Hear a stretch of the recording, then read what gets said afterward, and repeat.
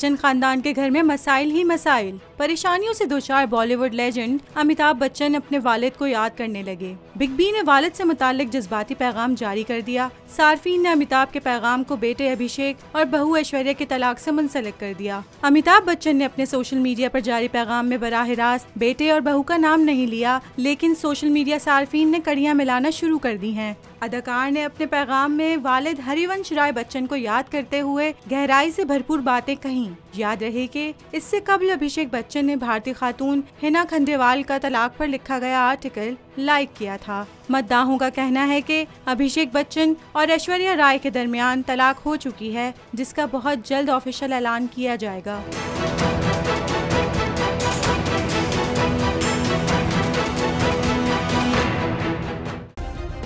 Subscribe करें और bell दबाएं ताकि कोई खबर रह न जाए।